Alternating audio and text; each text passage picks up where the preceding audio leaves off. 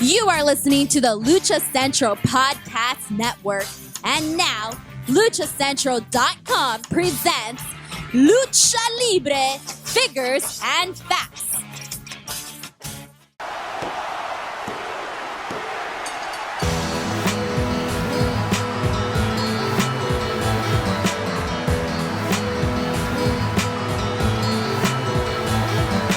Welcome to the second episode of Lucha Libre Figures and Facts, the podcast that examines luchadors and the figures that represent them. I'm Erik. Joining me today is wrestling toy expert and one half of the Fullyposeable Action Figure Podcast, Jefry Toon, and lucha historian Matt Farmer. For those of you that tuned in to the first episode, you may recall me referring to Matt and Jeff as brothers. They are not brothers. I'm just kind of a doofus, and I'm terrible recalling names and relations. That's okay, Erik. We're just storyline brothers. It's okay, man. Oh, okay. Yeah, very much so. How are you guys doing today, Jeff? I'm doing well. I'm looking forward to having Matt on. This is the first time him and I have ever talked, but I'm looking forward to having Matt and getting to know him and hearing his expertise in luchadors. I'm really excited to be here myself, too, and it's nice to meet you guys finally. And I know a little bit about toys, but I know a lot about wrestling or lucha history, actually, so this will be fun. Yeah, I'm excited to hear from you. Matt, since you couldn't join us last episode, is there anything you want to tell the listeners about yourself? No. No, I'm pretty straightforward. A lot of people know me from different podcasts and things like that before. Been on a lot of history podcasts. I've been a guest on a lot of different podcasts before. I'm also the producer of Defy Wrestling out of Seattle. Besides that, yeah, just this will be fun. We do apologize as well for anyone viewing this on YouTube. We couldn't get Matt's camera to work, so maybe next time we'll see him as well as hear him. We're in the early stages of this. Yeah, it's the second episode. We apologize. So yeah, today's figure for this episode, we're going to be discussing lucha legend Konnan and his ToyBiz WCW Slam and Crunch Wrestlers figure. We're going to kick off with a little bit of a history lesson about Konnan. Matt, take that away. Yes. Oh, wow. This is right off the bat. We're jumping right in. Well, everybody knows Konnan from his WCW days, his days in AAA and Lucha Underground and things like that. He's got a long history in the business, started out in Tijuana, Mexico. And he's one of those rare exceptions who almost right from his debut, he became an instant star. He started drawing a lot of money in TJ. And from there, within the course of a year or two, was one of the biggest names in Mexico. And it's pretty amazing. To this day, he holds box office records and attendance records in Mexico. So Lucha Libre fans, they're very familiar with Konnan. And then, of course, he had his stints in ECW and WCW. And so that's what we're really going to focus on today is his WCW period. The first time I was ever introduced to Konnan was actually part of the WCW/NWA International Tournament. Do you remember anything about that? I do, yes. That was the Starrcade 90 tournament where they did the Pat O'Connor Memorial Cup, where they had teams from different countries and things like that. And it's funny because the team from Mexico, it had a Cuban and a Mexican representing Mexico, which is interesting. But yeah, it's wrestling, man. It is. Yeah. It's funny because Konnan was really impressive in that. And they really should have done more with him right from the get-go. One of the things that kind of held him back from that period, though, is because around that time, he was really catching on in Mexico and was becoming hugely in demand. So he didn't really necessarily care about working in the United States at the time, just because, he was really blowing up in Mexico in early 91. I've read that he was kind of known at the time as the Mexican Hulk Hogan. He was so big, and he was on like soap opera, and yes. He was just doing all this crazy stuff. I remember seeing him at that Starrcade where he came out. He was still wearing the mask and everything. And then I don't really recall much of him in WCW until he comes back like years later. Correct. Yeah, very much so. So what happened is he did the Starrcade match with actually his trainer Rey Mysterio Sr., Rey Mysterio Jr.'s uncle, and in the course of that time, from December of 1990 until the spring of 1991, business in Mexico was exploding. So Konnan not only scored a part in a huge telenovela, but the desire to have him booked on events was so extreme. He was working every single night of the week. WWF was interested in him at the time. He was setting box office records at Arena Mexico, and it was just becoming huge. And so I could see why he really didn't spend a lot of time in the United States at that time. If you guys don't mind, I'm going to pose this question to actually both of you. What made Konnan stand out above everybody else? Was it the charisma? What was it? Was it his technical wrestling? What made him the Hulk Hogan of Mexico? I would actually say he was closer. Like if you were to compare him, I'd compare him more to Konnan of Mexico, because Konnan was the native Mexican legend who was built very well. So when you put him up against a huge invader from another country coming in, he physically matched up with him, and that was Konnan. He physically matched up with all the top heavyweights, and he also did have a lot of charisma. He was still really green at the time, but one of the things about Konnan is that charisma covered up for his lack of experience. But yeah, it was the whole package. He was larger than most luchadors at the time. He was better built. He looked more like a bodybuilder than a wrestler, which was rare in Mexico at the time. And I think that's really what did it. At least for me, growing up just as a WWF/WWE, WCW, and later ECW fan, so just the big three, you kind of hear trickling of names come in from Mexico, like a Rey Mysterio Jr., a Vampiro, a Konnan. So, but you don't know much about him because we never turned on Lucha Libre down, or when we were kids at least. Yeah. We never turned it on. So I'm always curious, what made these names stand out above everybody else? Like, was it an angle that they did? Was it a storyline that they were part of? I'm curious what made these certain names stand out above the rest. What really changed things in Mexico was up until the early 90s, or actually late 80s, television in Mexico City, they didn't air Lucha Libre in Mexico City. So a lot of the publicity was seen mostly through magazines and newspapers, and of course the exposure from the weekly matches. So these guys that were the new generation of stars did not have that mainstream level acceptance. And once television hit, it became a huge deal because it aired every Sunday afternoon, which was primetime television in Mexico. And it just allowed these guys to get over to another level that hadn't been seen for 10 years in Mexico. And that really did it. That's what got Konnan and Atlantis and Octagon and Love Machine and, Perro Aguayo and all these guys, it brought them to another level. That's really what did it. And it's hard to compare the early 90s boom in Mexico and Lucha Libre to anything we've seen in the last 30 years. It was just tremendous. Even the Mystical era, I don't know if it's reached that same proportion. From the American side, the American audience, like Rey Mysterio, Konnan, Hoovy, like all these guys, they had so much charisma. And Konnan specifically, he was magic on the mic. Yo, you know those fools with the black and white and red be talking about that for life, but K-Dog, yo sigo siendo un vato loco forever. But more importantly than all that, Columbus is proud about it, and oh yeah. Like, he was quotable, he was like serious and funny and entertaining. I mean, I've been quoting Konnan lines my whole life. So yeah, I think that was a big deal. And, for a lot of those guys, like, Eddie, Ray, Chavo, Konnan, they all spoke English too. So when they came over here and got on WCW and ECW and WWE and stuff, they could kind of follow along and just like not follow along so much as they could command their own presence. Whereas, like, the guys who weren't bilingual yet had to kind of rely on, somebody else speaking for them or the announcers. That makes sense. That makes a lot of sense.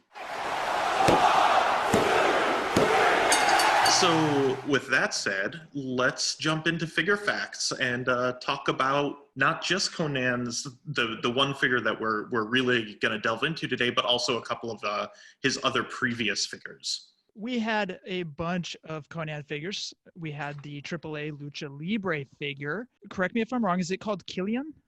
I believe it's pronounced Kellyan, yeah. Kellyan? Okay. Yeah. That was the AAA. I'm not positive.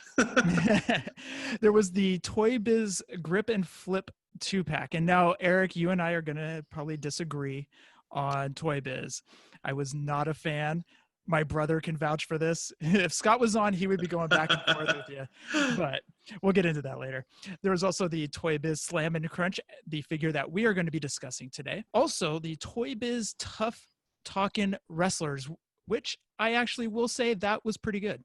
It was cool technology at the time. The fact that they would interact if you had two of them close enough together. Mm-hmm. It was interesting. ToyBiz Head Ringers. We also had a Marvel Toys TNA 2-pack with BG James. Marvel Toys, actually, ToyBiz became Marvel Toys. Yes. And it was really just a name change at the time. But mm-hmm. when they changed their name, WCW at that point was becoming WWE. And ToyBiz then went after TNA mm-hmm. to kind of keep wrestling on their plate. Yeah. So that's what that 2-pack specifically was, from the TNA Marvel Toys era. Just recently, Figures Toy Company produced the Legends Pro Wrestling Konnan figure.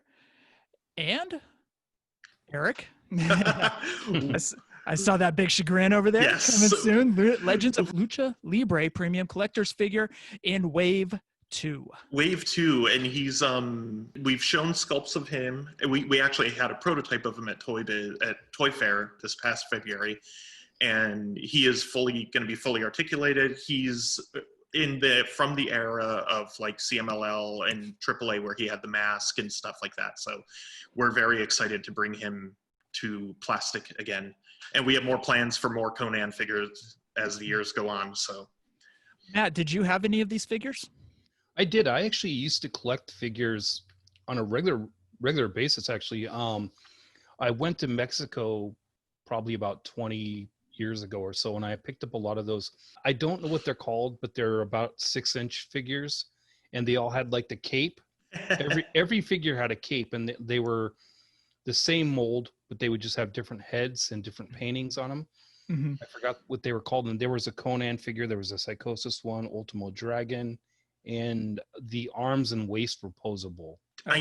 I know what you're talking about, and we don't have it in our list, but yeah. That was those may have been Kellyan as well, and just a different scale, but I don't think they were. I think they were I think they were just because in Mexico it's pretty common to like, especially like on the streets, to find little figures that were just kind of like made by a company. They were, black market figures that just came out, and they were nothing official.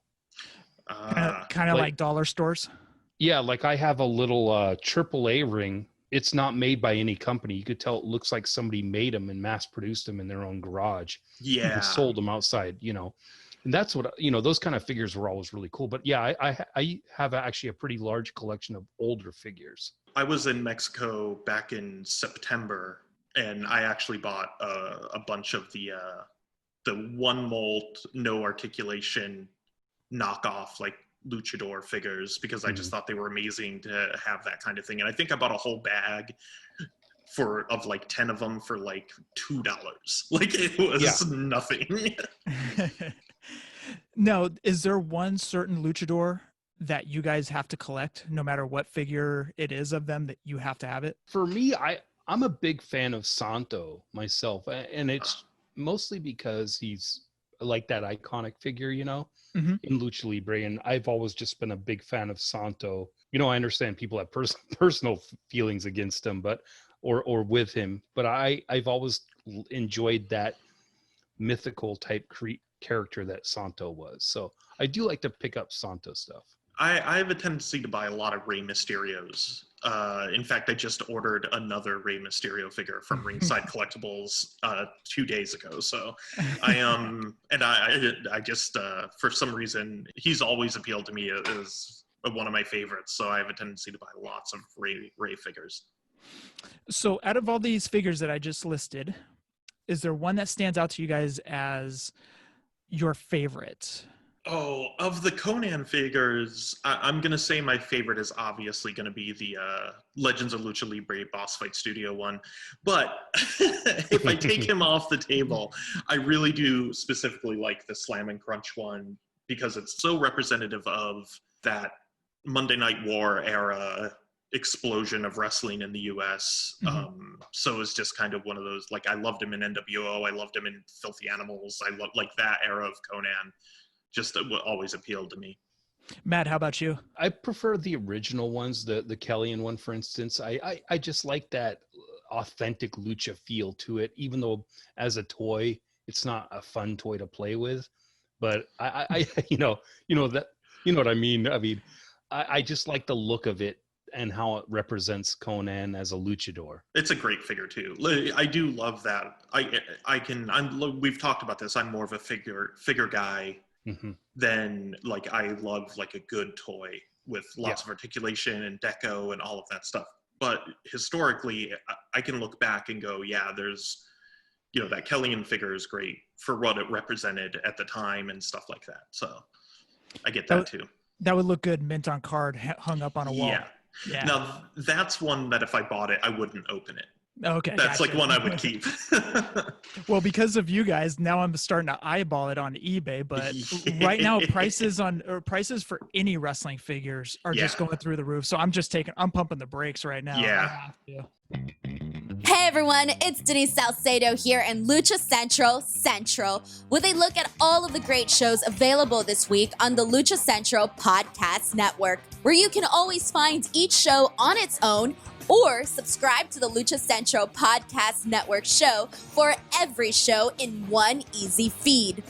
Monday, Lucha Libre Figures and Facts returns as the crew talks about the history of one of Lucha Libre's most influential personalities, Konnan, including an in-depth look at his ToyBiz WCW Slam and Crunch action figure. Tuesday, it's Mass, Mats, and Mayhem as Lucha Underground executive producer and showrunner Erik Van Wagenen is back for part 2 of his interview, where he gets confronted with the number one question on the minds of series fans: will Lucha Underground return? Tune in Tuesday for his answer and a whole lot more. Thursday, on Straight Out of the Bodega, Papo Esco and Gabriel Ramirez are joined by WWE NXT referee Tom Castor, who trained for his career in NorCal and was part of many area promotions, including PWR, before his move to the international stage. The trio talks Tom's incredible journey leading up to his tryout, signing with WWE, and the road to recovery after his gruesome injury where his leg snapped mid-match, but he kept officiating until the end. This is an interview you won't want to miss. Also, Thursday and in Espanol, the #1 Spanish language wrestling podcast in the US, La Mesa de los Márgaros, is all new. And AAA Exótico, Mamba, pulls up a seat at the table. On Friday, we've got one of the top Lucha Libre podcasts on the US iTunes charts, Lucha Central Weekly, and the #1 wrestling podcast in Mexico, Lucha Central Weekly en Español. Get all the latest news on the road to Lucha Libre restarting in Mexico, plus a check-in on the top names in Lucha Libre in US promotions, including WWE and AEW. Be sure to subscribe and follow all your favorite Lucha Central Network series on your favorite podcast platforms, and please be sure to give a rating and review to help more fans find the shows that you love. For now, this is Denise Salcedo signing off from Lucha Central. Have a great week.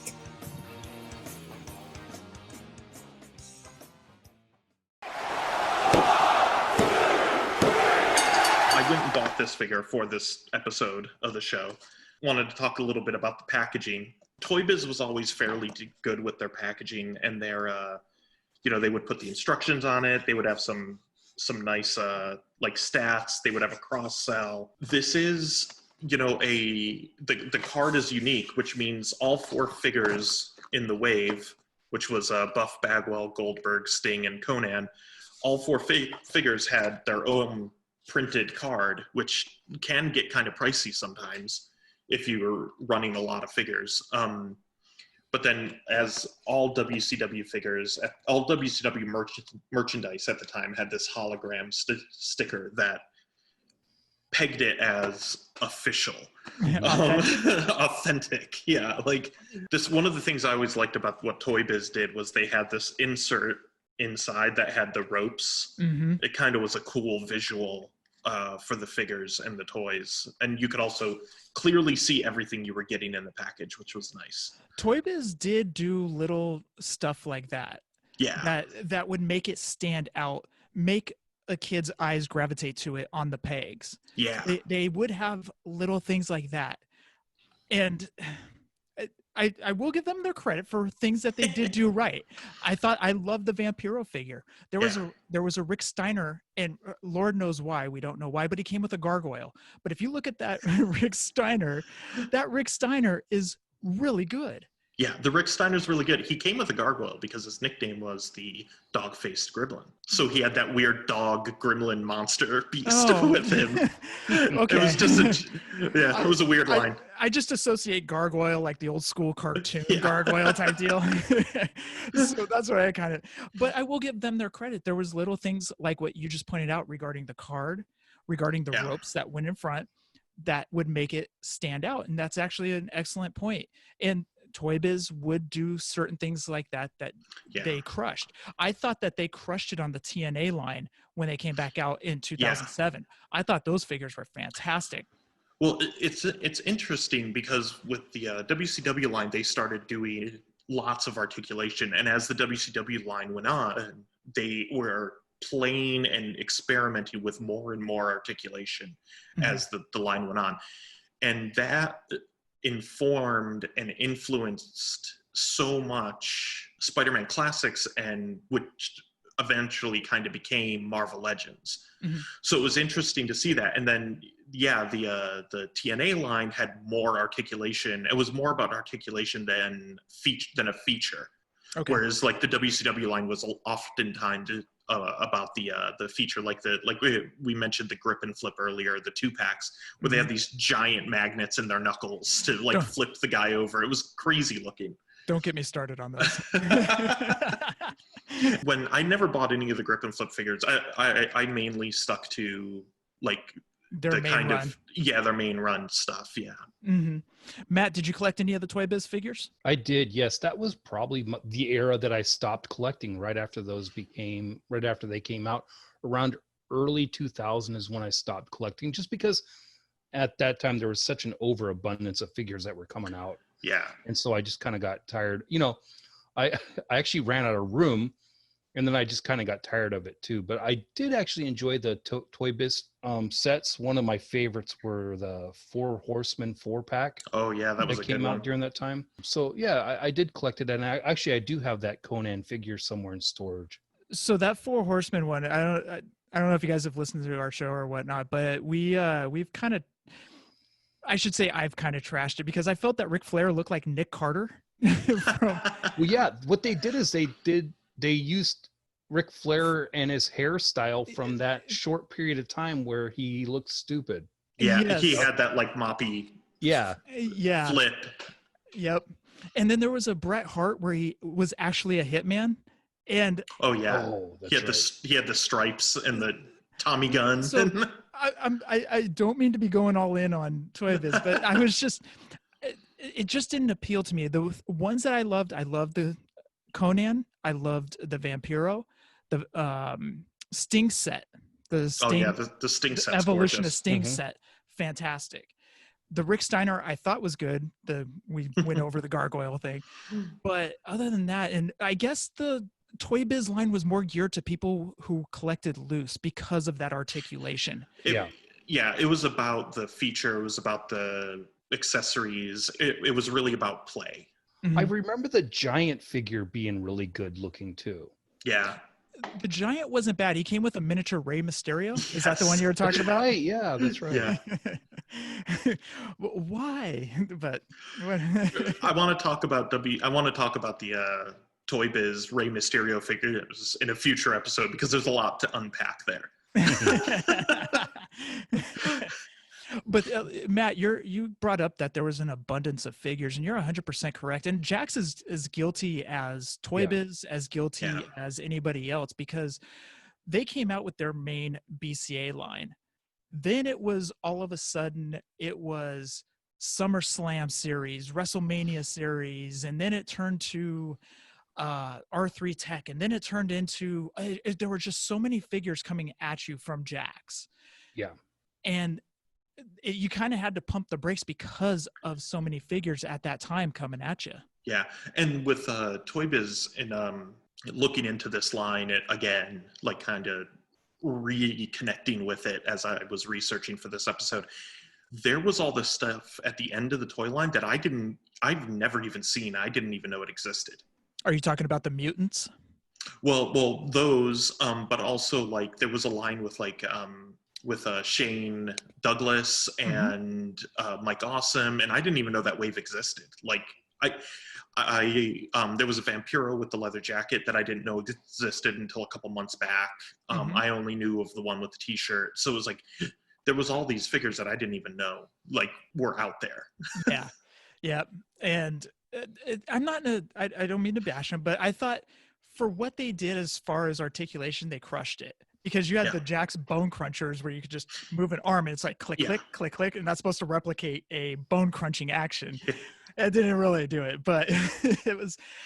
So for the articulation side, I give them credit because it was something new and it was something that we hadn't seen before. So and they pushed Jax to change their style as well, which I always think is good. To go towards a deluxe aggression style. Yeah. So you're 100% correct. In fact, that's what led to one of my favorite lines from Jax is the deluxe classics. Yeah. And I thought that the deluxe classics were amazing, but we're not here for those. We're here to talk about the Konnan figure. So the other thing I wanted to bring up, and this is easier to see on the back, I guess. I don't know if you'll be able to see it, but we'll have pictures of it. The Konnan prototype on the packaging is wearing an LWO shirt. Yes. So he never was part of the LWO. He was part of NWO Black and White. He was part of NWO Red and Black, but he was never part of LWO. And from what I understand, and this is a hearsay, I don't know if this is true, but LWO was actually supposed to revolve around Konnan and not necessarily Eddie Guerrero. But they decided at the last minute to put him in with the Red and Black NWO instead. So they kind of shifted gears. It is easier in the toy industry. Well, once you're printing cards, cards are kind of pricey and kind of a pain. And printers don't want to print less than 100,000. Like they get antsy anytime you go to them and you're like, well, we need card art for 1,000 figures. They're like, whoa. So it was probably easier at the last minute to tell the factory, don't put the LWO logo on his shirt. But then they had to accept that the packaging was already printing and they had to accept it. Like that would be my guess as to what happened because it's happened to me. That's always been interesting to me even back then. I remember back then after this figure came out, I kept waiting for him to join the LWO. And then he just never did. So. Well, that happens quite a bit because there have been numerous Jax classics that came out that the shot on the back of the card didn't look like the figure that was in the package. Yeah. And one that comes to mind is Fabulous Moolah. She was one where she looked great, and then you got the figure and you're like, what happened here? You know, they did a left turn at Albuquerque on this figure. What happened here? You know, there's always differences between the prototype and the final product. I mean, that always happens. But this one with the shirt printing, that's a pretty big change to have happen.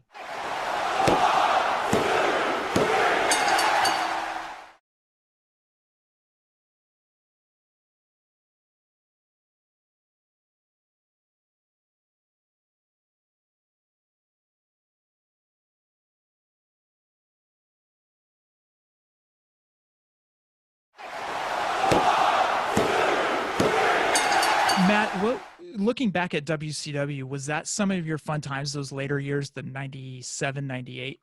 I was having a lot of fun in wrestling at that time. I really enjoyed that era, the Monday Night Wars era, but I don't hold it on a pedestal like a lot of fans do, because the era that I grew up on would have been like the territorial days, late, like the expansion period, the early 80s. Yes.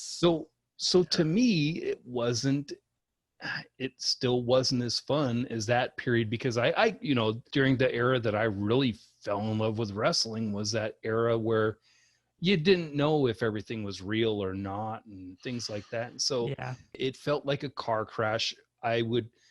Whenever I'd watch both, Raw and Nitro, but I would still fast forward it through it all because there was a lot of garbage to me. Yeah. And so, and also I was in wrestling at the time and I was wrestling myself, and I didn't like a lot of the changes that were coming about in wrestling, and so there's a lot that were good from that era, but a lot that I didn't care for from that period. Gotcha. Because I know that with the light heavyweights, they were featured a lot, especially the luchadors were featured a lot on WCW. So that would resonate with you two. And it resonated with me because I was actually seeing something new. I was seeing these light heavyweights that were just flying all over the place because we never saw Japan out here unless it was on WCW where we see Masahiro Chono. And I really enjoyed that period as well. But I was a tape trader from the late 80s. So I had been exposed to Tiger Mask and Liger and the New Japan Cruiser, the New Japan Junior Heavyweight system, the Michinoku Pro era, the UWA or UWF Japanese stuff. So I had a lot of exposure to that. So when I would see the cruiserweights in WCW, I would always rack my head and say, why aren't these guys being featured more? Why aren't they given more time? Or I would see Jushin Liger wrestle Eddie Guerrero on TV and get 5 minutes. And it would just frustrate me because I was so used to seeing them in Japan. Yeah. That was that era of WCW. The WCW was when I was really exposed to lucha and the Japanese wrestlers and all that stuff. And that is actually one of the reasons I became completely hooked into WCW over WWE, was that they had that cruiserweight division that was mostly made up of luchadors. So, well, and they featured them prominently with Eddie, with Ray, with Konnan. Yeah. And he obviously, Konnan to me wasn't a cruiserweight. He held the U.S. title, but they featured a lot of the luchadors prominently at the beginning of the show. The NWO ran roughshod at the end of the show. Yeah. But I thought that would resonate with you guys, especially being huge luchador fans. Yeah. Well, I mean, I also I've seen like Los Gringos Locos, Eddie Guerrero and Art Barr and Rey Mysterio versus Psychosis. I've seen those matches live in the early 90s in AAA. So when I saw them in WCW, I was like, geez, these guys, there's so much more to these guys. We could see a lot more, so it was great to see them. But at the time, it was kind of frustrating too, because you weren't really seeing them. Yeah. You just got like a little taste of what they could do. Yep. Yeah, exactly. I would see El Dandy there, and I had seen El Dandy live, and I'm like, this guy is like one of the best in the world. Yeah. Like El Dandy and Silver King really, they really got the shaft at WCW, actually, because they were so good. They were rarely ever featured. One thing I will say about WCW, that if you had the opportunity to go to their house shows during that period of time, and if their house shows featured the luchadors, then you saw some great action, because they would give those guys 15, 20 minutes. Yeah. And you'd be blown away. Yeah, their house shows back then were amazing. Yeah. So, Matt, how much of the Toy Biz line did you collect? I was a hardcore collector at that time, so if I saw something, unless it was like a goofy, like mutant type figure, I was getting it. So I had probably, I would have to look because I still have all this stuff in storage. I would say probably 70% of the line. Oh, wow. I had a lot. And were you collecting the Jax Classic, or Jax, I keep going back to Yes. Were you collecting the Jax BCAs at that time too? Yeah, I had at least first 4 series of Jacks, I had them complete. Mm-hmm. And then I'd pick up random figures here and there. But yeah, I was a pretty hardcore collector. Erik, you said you were going to open that figure. I am. I've got the figure right here. Oh, I will take off my headphones because this is not music to my ears. I am going to open him so we can talk about him a little bit more. Oh, don't do that. Oh. Don't do that. So I have to ask, how much did you pay for that on eBay? Or actually, do you want to say where you got it? I did get him off of eBay. I paid about $35 for him. Okay. Which I thought was, I think that's fair for a figure that's this old. He is from 1999. I mean, that's 21 years old. Yeah, my brother and I have been having the discussions on our show just how asinine the figures are getting right now. Just yeah, it's crazy on eBay, on Mercari, and I was like, aren't we going through a recession? Or you know, eBay says otherwise. He's got his amazing hat, which I think is fantastic. He's got his tied off flannel shirt, which again is amazing. He's got his pants down a little bit so you can see his boxers. I will say that these pants could be totally lower to really represent Konnan from that era. He does have the big baggy pants. So one question I have for you, Erik, being in the toy industry, why the thing through the shoulder? I'm losing my train of thought. The pin here? Thank you. Yes, the pin. At the time, they weren't doing full insert molding, which is what most companies do now, including us at Boss Fight. Because you can see there's the pin through the ankle. You can see it through the knee. If you move the elbow pad, you can see it through the elbow. And insert, basically, the difference between what we do now, what companies do now, and what companies were doing back then is the pin here. That's this disc, and it goes into the torso. Mm-hmm. We now produce those separately and out of a different material, and then they are placed into the mold that has the arm piece in it. So then they're shot, then the plastic is shot around this pin. Okay. So that's called insert, because they're inserting the piece into the mold. Mm-hmm. And that takes away those pins. Okay. So, because I have to be honest, that was one of the things that drove me nuts about, I mean, granted, we're 21 years later, so technology is advanced, look at Mattel's FX scans, that type of thing. But I've always been curious why that pin in the shoulder was always exposed and not covered up.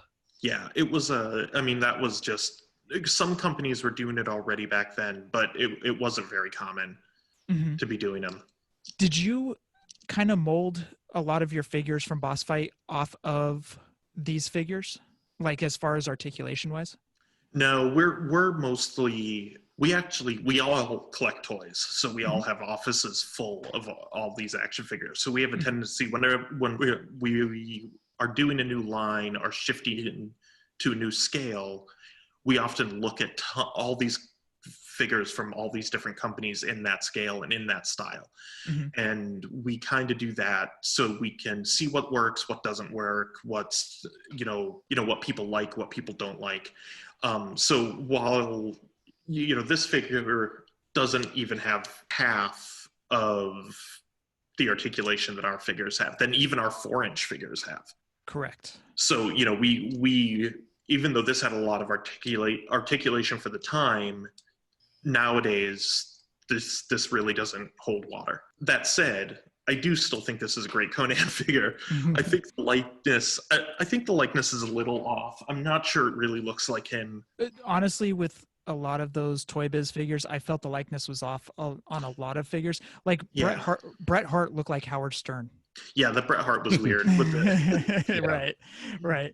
Even on the plush buddies, the pillow buddies that came out, he even looked like Howard Stern with the glasses on, you know. He does have an action feature. See if I can get. I'm going to take his shirt off here. He kind of swings his arms when you turn him at the waist. A lot of stop motion there. Yes. Yeah. Matt, what did you think of these figures? Like, what did you think of the Konnan? I wasn't a fan of figures that had actions, you know, like a button that you push to do action. Mm-hmm. Because if I was a kid, I want to play with them. Like, I want them to wrestle, like do moves and stuff. And so I want to have control over that. I liked most of the figures. The Konnan one looks pretty good to me. Yeah. He's solid. Yeah. So Matt, were you a fan of the Hasbros? No, because I like when I was a kid, I'd get the Hasbros or the Galoobs or the WCW Galoobs. I liked the way they looked, but if I was going to play wrestling, I was going to use my G.I. Joe guys. Oh, you know, I think all the kids from my era, if they were going to play wrestling, they would use their G.I. Joe guys, you know, because you could do anything with them. Right. And plus they had not that much of articulation. Well, yeah, they did. I mean, at the time it was a lot. Yeah. The ones from the 80s. Yes. You know, they'd have the swivel grip in there. I mean, you could suplex guys and perfect suplexes and everything. So yeah, it was great. The LJN figures, they looked cool, but I hated playing with them because you couldn't do anything with them. Well, that's funny because I love the LJNs, and the reason, not only because that's what I grew up with, but it made me use my imagination. In fact, I have a funny story. I used to work for All Pro Wrestling down here in Northern California, and there was 2 wrestlers that lived at the All Pro gym, and their names were Mike Modest and Donovan Morgan. Mm-hmm. And Donovan had the room right up the steps. So when you walked up the steps, you looked right into Donovan's room. Right below his TV was the LJNs. And I was like, hey, Donovan, I said, you have a box of LJNs down there? He goes, yeah. He goes, I like to kind of see if I can come up with moves that may be realistic. And then I'll go down to the ring in the garage and I'll test out the moves, see if it's feasible. And I'm like, holy crap, that's amazing. That's but pretty cool. How would you do that though? I mean, like I could get it. I get that with G.I. Joes because that's what I used to do. But like with the LJNs, they didn't move. No clue.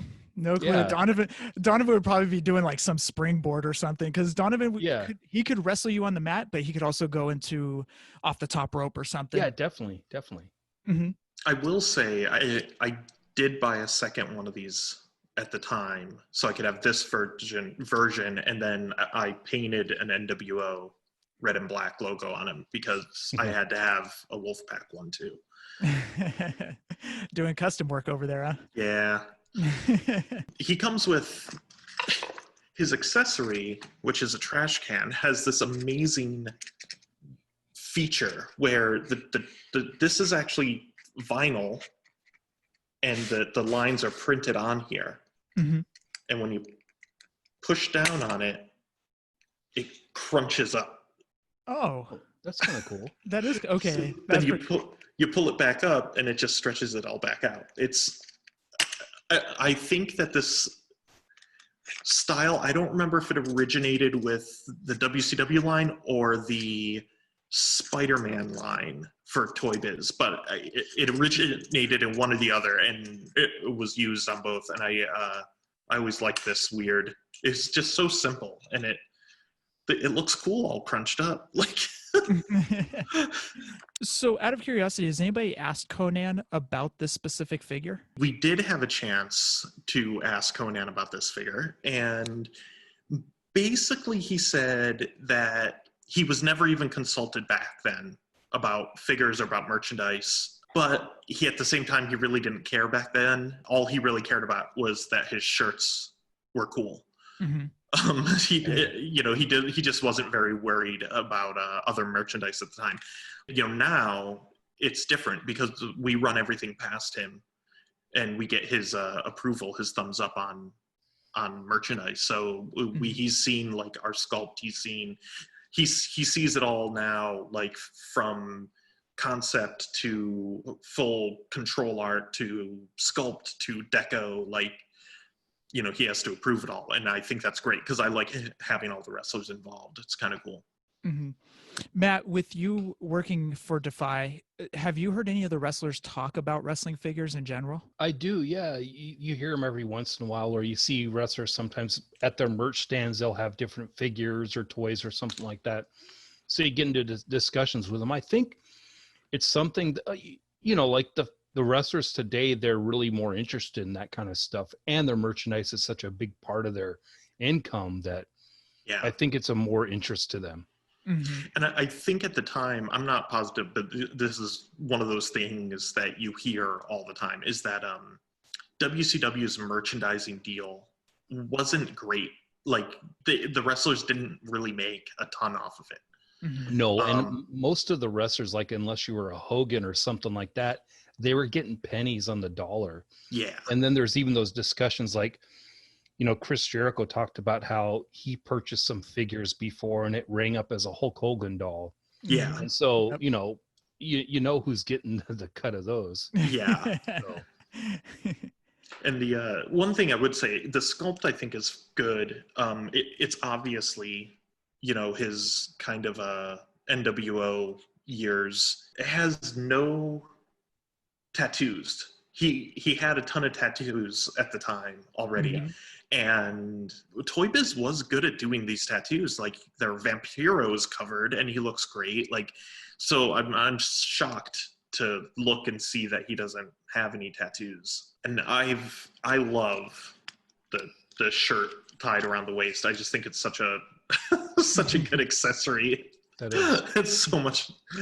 It adds so much to the visual of the toy. So Erik, what made you guys decide to go with that era Konnan, the one that Boss Fight and Master Public have coming out? Well, we looked at a lot of the other Konnans that have been done, and most of them have been mostly his kind of late WCW, early, TNA, like his kind of cholo look. Mm-hmm. And, so there was this one, the TNA one, the even the current Figures Toy Company one. So we kind of decided that we wanted to go with a more classic look that hadn't been done and hadn't been represented in plastic form. And, that the pink and blue costume, we mainly picked that because its colors are so striking and bright, and it'll look nice on the peg. A lot of wrestlers, you end up getting stuck with black and white. Like that's, what everybody wears. So to see, it's a relief to look at Konnan's wardrobe from back then. And there's like tiger print and like all this craziness. It's like fantastic. Matt, are you going to be picking it up? I am. Yeah, it's really cool. Like I really do enjoy the old, more authentic looking lucha figures, so that would interest me. With us, we will be doing other Konnan figures, including ones without masks, and possibly revisiting some of his like later looks and stuff like that. But for now, we wanted to really focus on his like AAA years type of thing. Yeah, it looks good with the masks, the extra heads, the extra hands. It looks great, and like you said, the colors on the tights, they just pop. Yeah, like it's a lot of fun. Right. If a kid's walking down the aisle, and he sees that on the peg, he would definitely be like, Mom, I want that, One thing I do think ToyBiz missed out with, and like I talked about earlier with me doing research for this episode, I was finding all these repaints of figures that, again, I didn't even know existed. Like there were repaints of Ric Flair later on, and there was like single repaints of Chris Benoit and all these figures that I didn't even know existed. Like I was like, oh my God, they repainted that figure over and over again, but they never repainted and put this Konnan back out. And they could have, like you could have put the camo pants on him from the Filthy Animals. You could have changed, like you could have done all sorts of different things with him, deco wise. So it was kind of a missed opportunity on this one. Well, actually, what's funny is old San Francisco toy makers did did that quite a bit too. Oh yeah. With their LJN style figures. It was like, okay, here's Harlem Heat in the black with the flames, and then now we're going to put them out in purple. Yeah. And I'm like, damn, you got me with both of them because I love both, It's a reality of the toy industry. The toy industry has to reutilize tooling over and over again to kind of cost out how much it costs. Tooling is expensive. Tooling, deco. There's a bunch of factors that go into everything. Yeah. With all that said, do we you guys have anything else to say here about this wonderful ToyBiz figure? That's a great looking figure, though. It's kind of his face has kind of got like the Popeye look. Yeah, but yeah, he's got character and an expression. That's always nice, especially in wrestling. You don't want the figures to be like blank. Yes, like the very first AJ Styles Mattel figure. Very, very stoic look. Very stoic. It is a good figure. I do like the expression. I wish it looked more like him. Yeah, me too. For sure. Feelings aside about ToyBiz, overall they did a pretty good job with the trash can. That part I didn't even know because I love this thing. I'm a mint on card guy, so that's stuff I don't see. So that's a little thing for the loose collectors and for someone that has a figure fed or someone that that does figure photography. That's a great little touch. Yep. So kudos to ToyBiz on that one. I'll give them credit on that one. I won't always have a chance to like purchase the figures beforehand, so sometimes I'll be going from photos or my memory. So thanks and call outs. We like to end with this. I'd like to, as always, thank our producer, Christopher McLeod, AKA Diagnostic 80. Thanks, Chris. Be sure to listen and follow the Full Force podcast on Facebook and Twitter. A shout out to Damon Nee, formerly of ToyBiz and currently Disney Consumer Product. He was the designer on this figure. A shout out to the one and only Konnan, of course. And I can never forget my Boss Fight Studio cohorts, the best in the business. So thank you guys all. How about you guys? I want to thank Matt for being on. It was great talking to you, man. Absolutely. Thank you. Thanks. So I much. appreciate. Yeah, thanks. I really enjoyed coming on, and it was fun talking to you guys. And I enjoyed learning a little bit more about that ToyBiz figure. I didn't know you were wrestled. You wrestled as well. Yeah, for quite a long time. I started in the early '90s, and wow. Yeah. Were you up in the Northwest? Primarily, I did wrestle in Mexico a little bit, all across the West Coast, and some of the Midwest and things like that too. Yeah. So did you ever wrestle for All Pro Wrestling?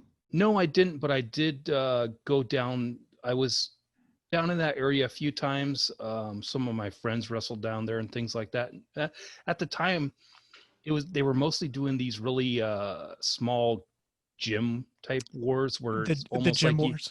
Like you had to almost be one of their students. Yeah, so we used to film. We were on the camera crew, but we had to film practice and we had to film the shows.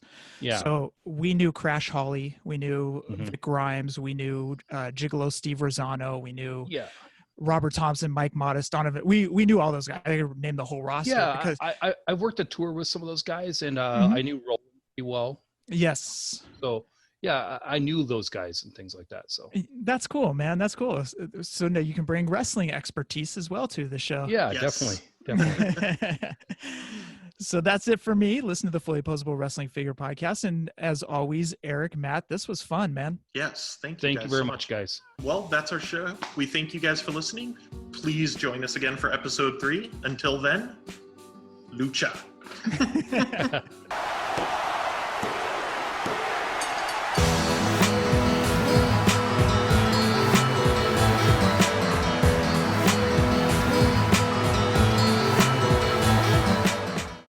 Lucha-Masks.com by Pro Wrestling Revolution, bringing you, in partnership with Masked Republic, the Lucha Brothers, as well as Japanese legend Ultimo Dragon.